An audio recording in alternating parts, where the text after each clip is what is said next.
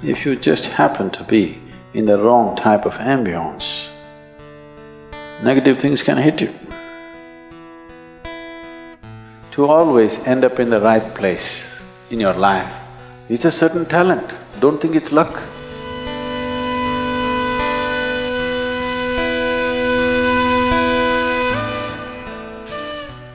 In the spiritual traditions,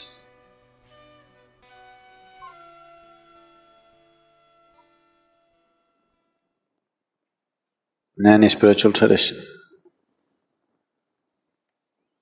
always sangha or association or to be in the right kind of company has always been a very important part of one's growth. Because rarely are there human beings, just a small percentage, who, irrespective of where they are, they will still stay on course. All other human beings need support. If they are not in the right company, there's very little chance of them doing the right things. Unfortunately, that's a reality. It is not necessarily a misfortune, because what this means is they are open to influence. It is the responsibility of the social fabric to create the right atmosphere for every individual, to grow towards what is beautiful for the individual and for everybody else around him. But not always, or rarely, societies conduct this responsibility.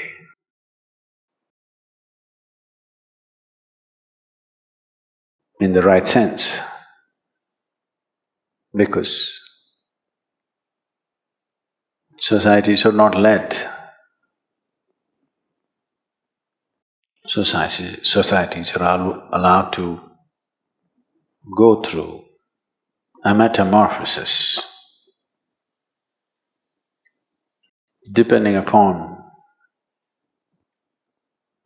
what is the influence. In that direction it grows.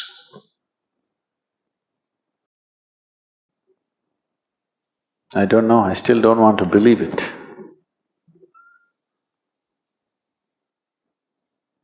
They're telling me over 80% of the content on the internet is pornography. I still don't want to believe that it is possible. But people who are in the know are telling me, Sadhguru, that's how it is.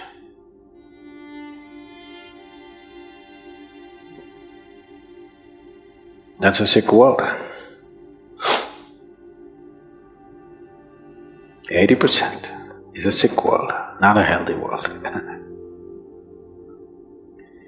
So to be under the right kind of influence, an influence which nurtures you towards your ultimate truth, an influence which gives you the necessary courage and strength to walk the path of integrity. Because with a weak sense of integrity, nobody is ever going to be spiritual. And this must be understood, that for bad things to hit you, it need not necessarily be aimed at you.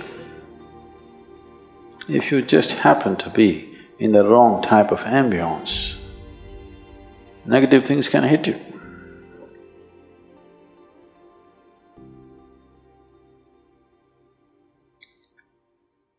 That reminds me, two terrorists were preparing envelope bombs, postal bombs. After having done quite a few, one asked the other, have you filled enough? Do you think we have filled enough RDX into the envelopes? The other said, why don't you open it and see? He said, oh, it will explode if I open it. I said, you fool, it's not even addressed to you. It need not be addressed to you.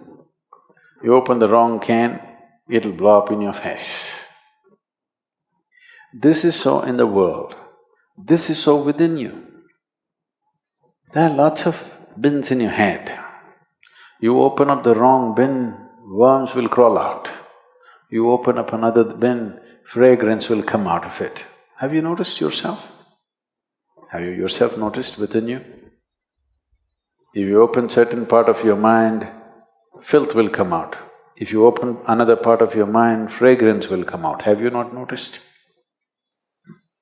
To be conscious enough, to be in the right company so that filth will not be tolerated, so that you open up the fragrance within you, not the filth, is an important part of one's growth. Because you don't have to go looking for a gutter for filth. There is enough in your head, isn't it? It is just that. There is enough garbage in every place. There's enough garbage in the ashram also, so many people living. I'm sure there's enough filth. But we sit here with nice breeze and fragrance. We don't go sit there where there is filth. The same goes within you. Within the geography of your body, there is filth and fragrance. Which one do you open up for yourself and everybody around you? That's a big question. That takes a certain level of awareness and a certain company. This is why satsang, to be in the company of truth, very important. If you go around the ashram, the geography of the ashram, there must be at least 8 or 10 very filthy tanks. These are called septic tanks, full of septic. If you every day go sit there, of course you'll come to the conclusion, Isha Yoga Center is the filthiest place on the planet. If you fall into it, Isha Yoga is the most horrible experience in your life. But you're not supposed to fall into that pit, you're supposed to fall into this pit. But you got the geography wrong. Because you have a wrong history. Your karma is your history, isn't it? Shankaran Pillai decided he is going to be a robber. Because none of his businesses were working, nobody was giving him a job, so he decided he will go and rob somebody. So he got himself a country-made gun. Late night he walked into a 7-Eleven shop, pointed the gun at the clerk who was there and said, "Give me the money or your geography." The clerk said, "Well, what you mean is history, isn't it?" "Shut up, don't try to change the subject."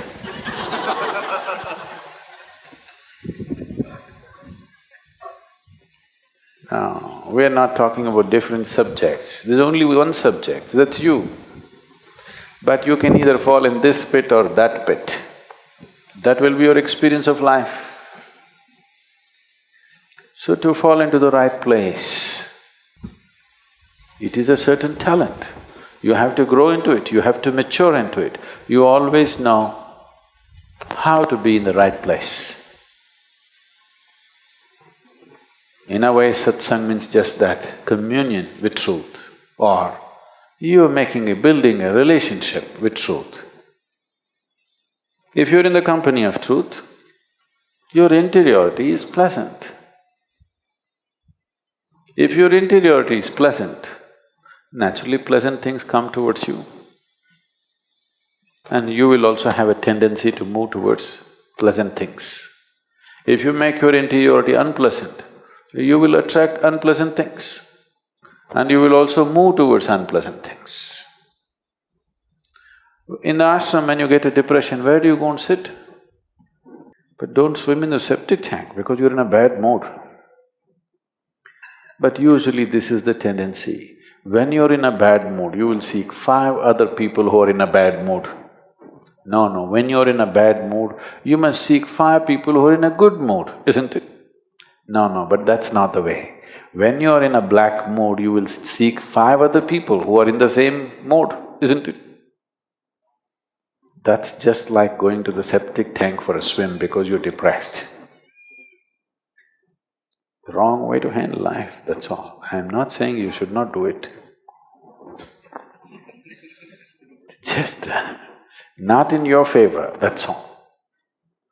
It is just that you have become so self-sufficient, you don't need any enemies anymore in your life. That's a lot of self-sufficiency. So, spiritual process is another thing. To keep physiological cleanliness and psychological cleanliness is the first thing. Otherwise, spirituality will be a battle. It will not be, fragrance of a jasmine upon the spring breeze, no. It will be an uphill task, a battle, all the time a battle. A lot of people experience their life, particularly their spiritual life, as a battle because they do not maintain some fundamental discipline about the geography of their body and the geography of their psychological space. If these 2 things are not managed, everything will be a battle. Now, you happen to claim that you're spiritual, so that will also be a battle. That's the only way life can be.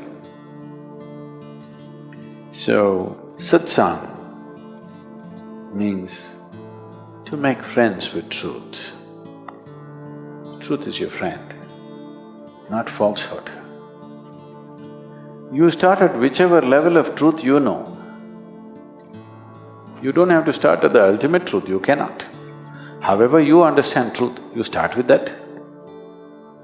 You understand truth as, let's say, speaking truth, please start with that. You understand truth as being gentle to everything around you, start with that, it doesn't matter where you start. Whichever way you understand truth, you start from that and see how to take a step every day.